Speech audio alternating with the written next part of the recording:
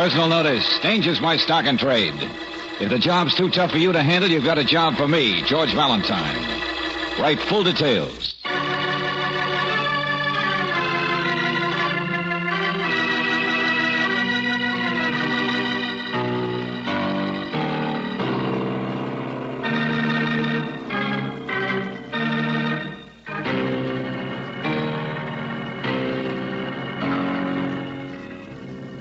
Let George do it. No Way Out. Another adventure of George Valentine.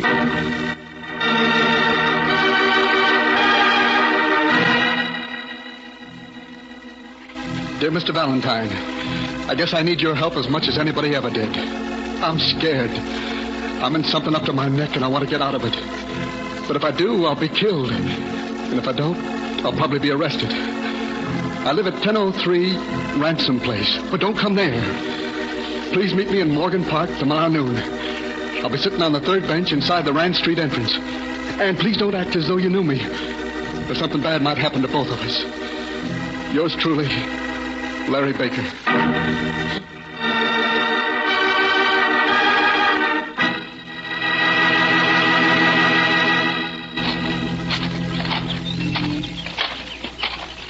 Third bench. Oh, there he is, George. Yeah, must be our boy, all right, Brooksy. Let's park on the other end of the bench. Okay. Hello. Hi. Mind if we sit down here? Oh, help yourself. Thanks. Larry. That's all right. Oh. You're George Valentine? That's right. This is Miss Brooks. Don't look like you're talking to me. Act like you're talking to her. Brother, you are scared. Okay. Brooksy, I'd just like to know what this is all about. I think Larry's going to tell us, George. Yeah, but I got to make it fast. All right, make it fast, but start from the beginning. I will. I was working in a lunchroom, short order cook, making $42.50 a week. Yeah, go on. A man who'd been coming in once in a while talked to me one day. Said he was opening up a dry cleaning place. And how would I like to manage it? That sounds like a good break, doesn't it, George? At $200 a week. Wow, I'll say it's a good break. Keep looking at your girl. I don't know who's watching. If they knew I'd told anybody, they'd kill me. Okay. Brooksy, I wonder why they'd want to kill Larry. I'll tell you. A couple of weeks after I took the job, a fella came in and said that every few days a man would leave a package at the shop. I was to hide it overnight. And the next day, another man would be in to pick it up. George, that store must be a front of some kind. That's what I mean. And the man told me if I said anything to anybody about it, the boss would see to it that I'd be bumped off so fast I wouldn't know what... Wait a minute. What's the trouble? That guy walking up this way. Hold it. Make love to your girl. Act like you're engaged or something. Well, this is an opportunity I didn't expect. Put your arms around me, George, darling. Okay. Look, Angel, what's wrong with Santa Barbara for our honeymoon? I know a nice little place. All right, Bunny. I'll go anywhere you want to go. Because any place would be wonderful for a honeymoon as long as I'm with you, Bunny. Gosh, that's swell of you, Angel. You're wonderful. Bunny yet. Couldn't you think of any other name to call We'll me? talk about the honeymoon later. He's gone, Larry. Yeah, I know. All right, then. Let's have the rest of it. Have you been getting these packages? Not yet, Mr. Valentine. Another man came in yesterday and said the first one would be delivered to me this afternoon at 4 o'clock. That's why I wrote to you. Well, we'd better be there to see what your man looks like. What's the address of your shop, Larry? It's 119 Murray Street. But look, you can't be in the shop. They'd suspect something. We won't come in. We'll look on from across the street. Mr. Valentine, I know this is something crooked. And if the police get onto it, I'll be arrested. I tried to quit, but they wouldn't let me. There's no way out. This man said I'd have to do what they tell me to, or... Just take it easy, Larry. We'll try and find your way out. Larry, I'm sorry I'm late with your sandwiches, darling. That's all right, baby. I got another half hour before I have to go back and open up the shop. Sit down. Okay, darling. Oh, Larry, what's the matter? Don't look now, baby. But the people on the other end of the bench are Mr. Valentine and Miss Brooks. Oh, you told them? Yeah.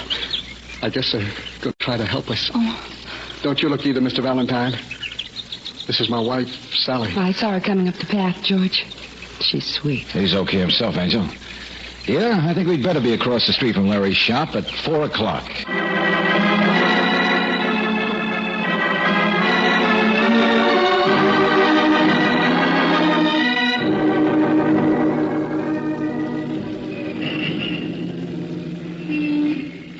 George. Yeah, Brooksy. Just how long do you think we can sit here in your car in a loading zone without getting a ticket? Just where do you think is a better place to watch what goes on over there in Larry's cleaning shop? Besides, if we get a ticket, Johnson will fix it. What's Lieutenant Johnson got to do with this case? Nothing yet. But I've got a notion that if we can't find some way to help Larry out of his mess, Johnson will have something to do with it. Oh, Larry seems like such a nice boy. I hope we can. Listen. What? That big black sedan that just pulled up in front of the shop. Oh. Man getting out with some suits to be cleaned. Oh, but that wouldn't be a package. Larry's... Angel, does anyone have to carry a package in plain sight to prove he's got one? Oh, I see what you mean. He's gone in. Yeah, what time is it? It's, 4:05. Uh-huh. George, what are you writing? License number of that car. I suspect anyone who goes in there. But, darling, it's a big car. The man's wearing a chauffeur's uniform. Probably someone just sent him in with some suits to be cleaned, yeah. That could be a good cover-up if this is a hot racket. What could it be? Narcotics? Narcotics, smuggled stuff, plain payoff, who knows? He's coming out again, George. Yeah, that didn't take long.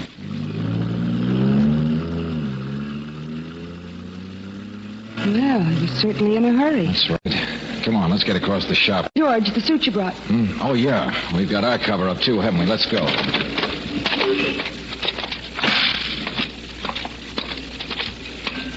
Well, there's Larry behind the counter. Looking just as if he'd seen a ghost. That must have been our man, all right. Hello. Oh, hello. Got a suit here to be cleaned. Was that it, Larry? Yeah. Did he bring the package? Yeah. Well, come on, let's see it. No. Look, Mr. Valentine, I know you're trying to help me, but I got to think about Sally. If anything goes wrong... All right. What kind of a package was it? A big envelope. I don't know what's in it. I'm going to do just like they said, because if anything happens... I know what you mean. So we'll try it the hard way. What about this man who hired you to run the place? I don't know anything about him. Well, he must come in and give you your salary, doesn't he? No. He sends it to me in the mail. What's his name, Larry? It's Hilton. Sam Hilton. That's what he told me. Where does he live? Haven't you got one of the envelopes your pay came in? Yeah. I got one in my pocket. Well, come on, let's see it.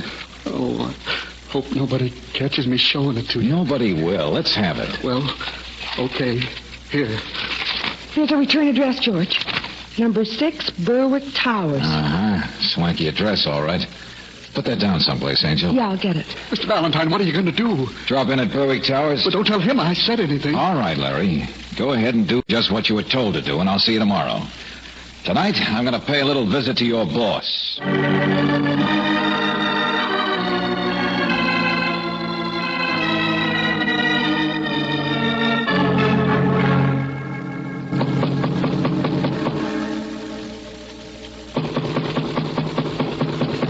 George, Mr. Hilton isn't home, and I'm glad. Yeah, Angel? Why? Because I don't know what you could say to him if he were in. Anyway, why did we have to come tonight? Oh, I don't know. Just a social call. George! Yeah. A man who doesn't lock his door deserves visitors. And with my curiosity... George, we're not going in there. No, we're not. You're going to stay out here in the hall and stand watch for me. Darling, sometimes I think your curiosity... Call out if the enemy approaches, sentry. Please be careful. Now, where's the light switch? Right there. Oh, here we are. Well, nice room. And a nice big desk. Might be just full of information. Memo. The boss says to stay out of sight until... Hey, Brooksy.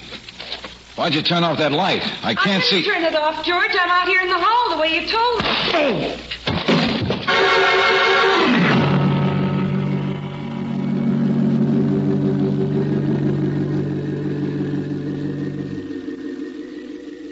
Oh. George, darling, it's me. Oh. That sounds just like the girl that called me Bunny this afternoon. Oh, stop. That was because... And according to the grammar I studied, you don't say it's me, you say it's I. George, at a time like this... Are you all right, darling? Oh, sure, Dandy, just fine. Both of my heads are just fine. What happened? I don't know. I heard you ask me if I turned the lights off, and I said I didn't. Then I heard a kind of a hollow thud. Yeah, that was on the one head I had then, Angel. Didn't you see anybody? No, but I heard somebody. It was dark when I came in the room, but I heard somebody running, and a window slammed, Window? and then Yeah, window. That one.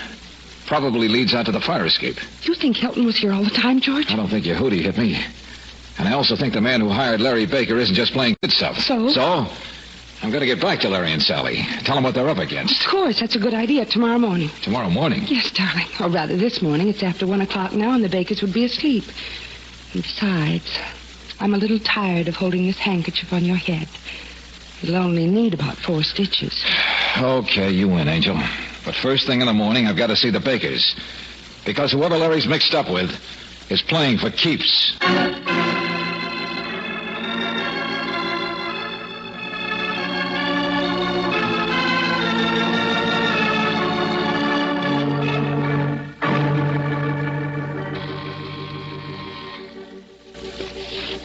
Yes? Yes, just a minute. What do you... Oh, Mr. Valentine. Miss Brooks. Hello, Sally. May we come in? Wait, yes, but I... Don't mind the bandage on Mr. Valentine's head, Sally. Last night he got into a little accident. Oh, Has Larry left for work yet? he... Sally, what's the matter? What's happened? Larry's in jail. In jail? Why? The police just called me a few minutes ago. A man was shot in the store, and they say Larry did it. Oh, please, Mr. Valentine, can't you help us? I don't know what to do. All right, Sally, all right. At this point, I don't quite know what to do either. But I told you both yesterday that I'd help you, and I will. Come on, Brooksy. We got to get down to police headquarters.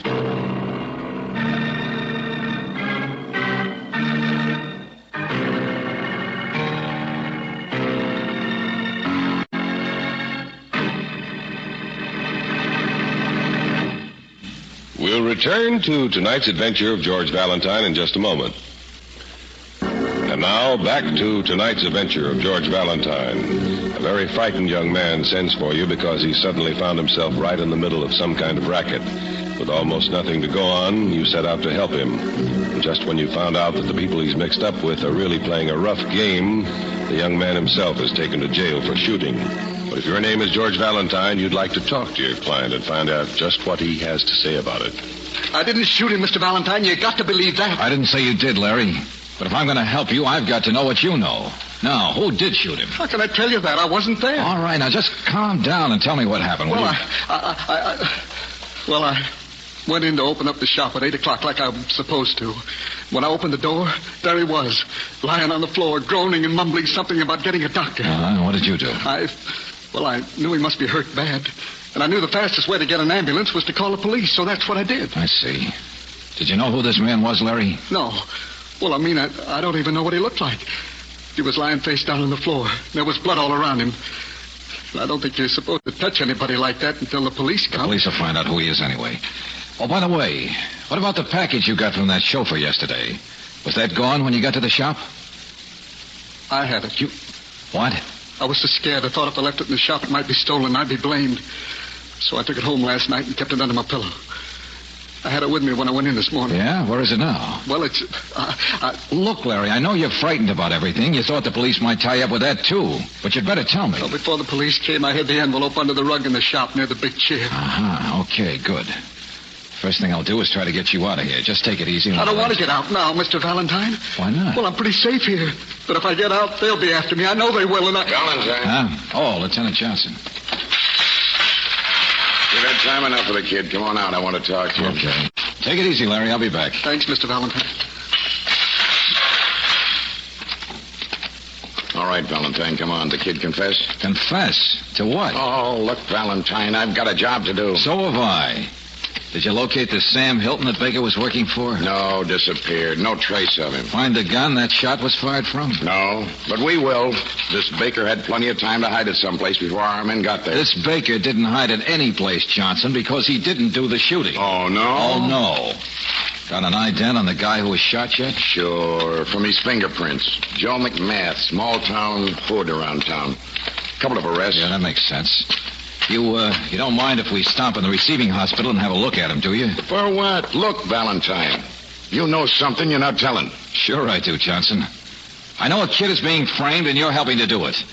Now wait till I pick up Brooksy, and then we'll get over to the hospital and have a look at your victim.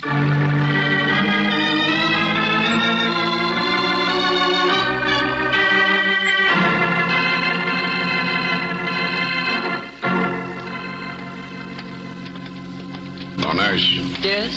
Oh, Lieutenant Johnson. This is the room you've got McMath in? Yes, that's right. He conscious yet? Not yet, sir. He's had a sedative. What'd the doc say? Will he live? Oh, yes, he's going to be all right. Bad wound in the shoulder, but he's out of danger. Thanks. Well, you two wanted to see the victim step in.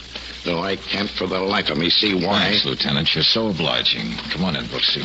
But, George, I don't... I don't care for hospitals either, Angel. Just wanted to prove the man your client shot's still alive, I suppose. Valentine, Brooksy. Yes. I know what you mean, George. Hey, wait a minute. What? That hospital 90 isn't quite like a chauffeur's uniform, but you couldn't mistake that face. Hey, Johnson. Look, what are you getting at? Oh, somehow we connect that face with a big black sedan. Wait a minute. Yeah, here it is. Would you mind finding out the registration on this license number? Huh? No, look, I'm not the motor vehicle bureau. No, but you might possibly get to be an inspector before you retire for having a wonderful brain. Just check with me at the office when you get the information.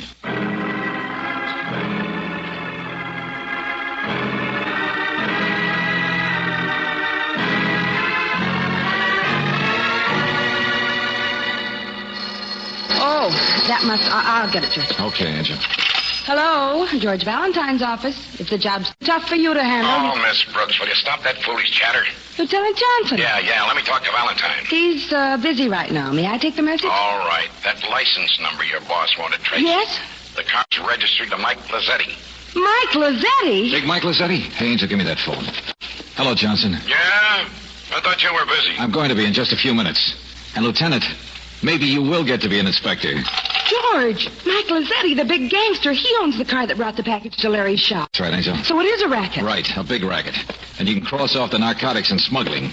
That character is strictly a numbers racket, man. George, where are you going? Brooksy, I got an idea. I've just discovered that Larry's boss isn't this Sam Hilton at all.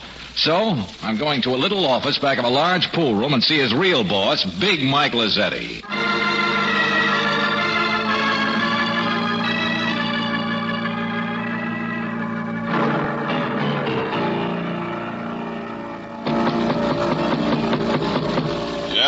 Come in. Thanks. Yeah? Who are you? What do you want? Well, you see, I'm new in town, Mike. I just come in from Detroit a couple of weeks ago. Name's Gray. So? Well, just trying to make a few connections out here, Mike. All of a sudden, I find I'm in a position to do you a little favor. I hope you'll remember me for it. Anybody does Big Mike a favor gets remembered. What is it?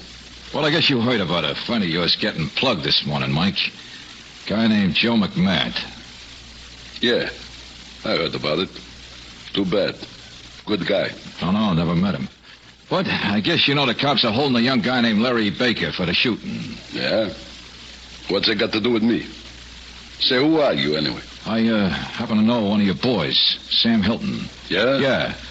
I figured I'd tell Sam about this first, but I couldn't locate him. So I thought I'd better get to you first. Well, come on, what is it? I still get that favor? Yeah, sure. Okay. The Baker kid says he didn't shoot McMath, and the cops can't prove it he did. But he claims something was dropped in the store this morning that'll prove who did. Huh? Look, friend, you say you want a favor from Big Mike, but you tell me nothing. What you say is nothing. Yeah? Suppose this Baker punk says one of your boys did it. Then he's crazy. Sure. He's crazy as long as he's in jail. But suppose he wasn't in jail. Wasn't he? You mean he's out? Not yet, Mike, not yet. But the cops can't get anything on him. They're letting him go. I listen around. I hear stuff, see? I understand he told the cops he'll bring him something that'll pin the rap on somebody. Yeah? He's not out yet, huh? Not yet. The way I get it, they're springing him at 2 o'clock this afternoon. I kind of got an idea he might go back to the shop to get that evidence. Yeah, he might do that. Yeah. Well, I just thought you might like to know, Mike. I'll come back later for that favor. And don't forget, boss, the name's Gray. Yeah, fella. Come back in a couple of days. I'll do you a favor. Thanks.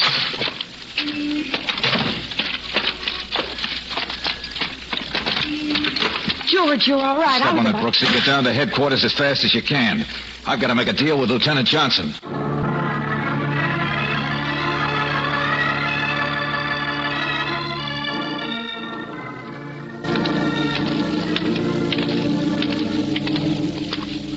Valentine, you're mad, and I'm mad to even consider it. All right, Johnson, all right. Now, let me ask you this.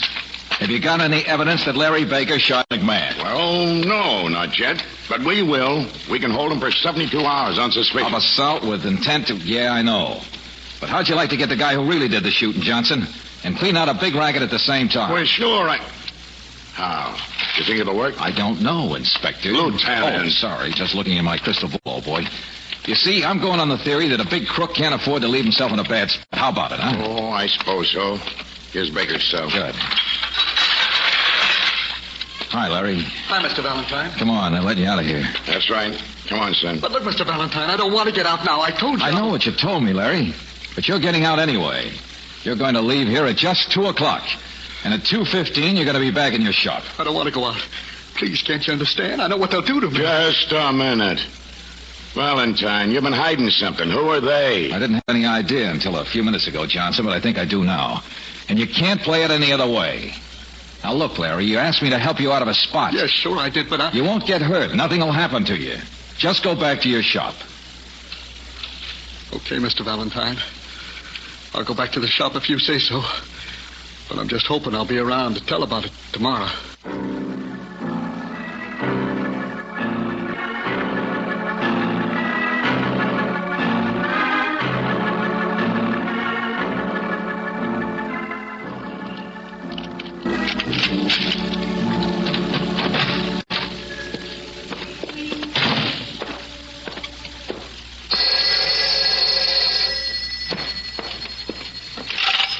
Hello?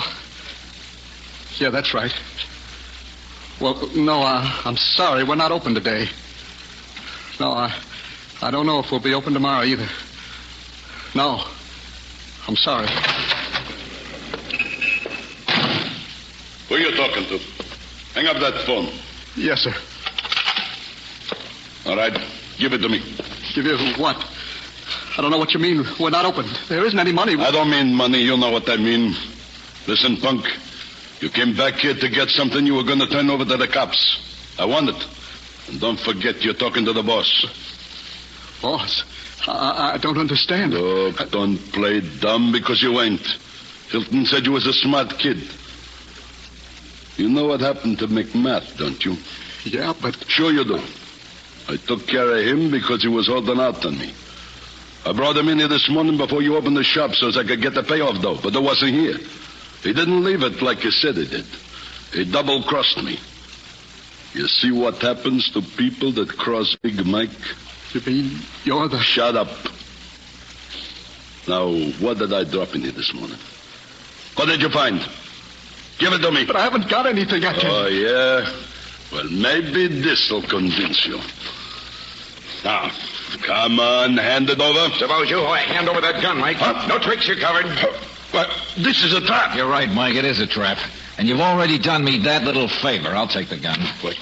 You said you was from Detroit. Yeah, I know. A little white lie. And the name's Valentine, not Gray. Here you are, Johnson. One shot fired from his gun.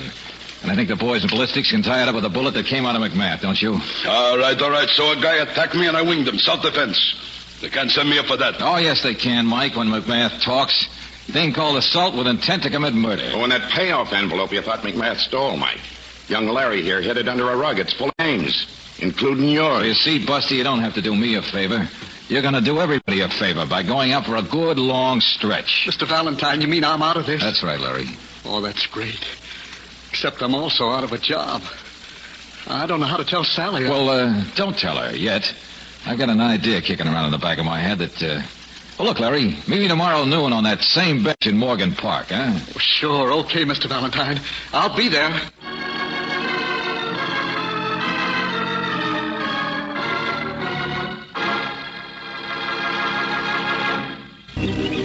Mr. Valentine, you mean I'm going to get to be a cop? That's right, Larry. At least Lieutenant Johnson has made arrangements for you to go to police school, start out as a rookie. The rest is up to you. Oh, boy, you don't have to worry about the rest, Mr. Valentine. I know I don't. Now, suppose you go on home and tell Sally. I sure will. Thanks for everything. Bye, Miss Brooks. Bye, Larry. Good luck. George, Yeah, Angel. do you realize this is the same park bench we were sitting on when we first talked to Larry Baker? Oh, yeah, sure. George. Right. Here comes that same man. Where? Oh, no. Look, that's not the It same is guy. too, George. Quick, put your arms around me. Oh, all right, but it's so silly. Oh, Bunny. I thought we'd have to wait until next year to go on our honeymoon. But I think this is wonderful. Yes, Bunny. I will marry you tomorrow. Oh, brother, how crafty can you get? Come on, Angel. Let's go get some lunch. Robert Bailey is starred as George with Virginia Gregg as Brooksy. Let George Do It was written by Don Clark and directed by Kenneth Webb. Ken Christie was heard as Lieutenant Johnson, Jonathan Holt as Larry, Louise Arthur as Sally, and Ted DeCorsia as Mike. The music is composed and presented by Eddie Dunstetter. Your announcer, John Heaston. Listen again next week, same time, same station, to Let George Do It.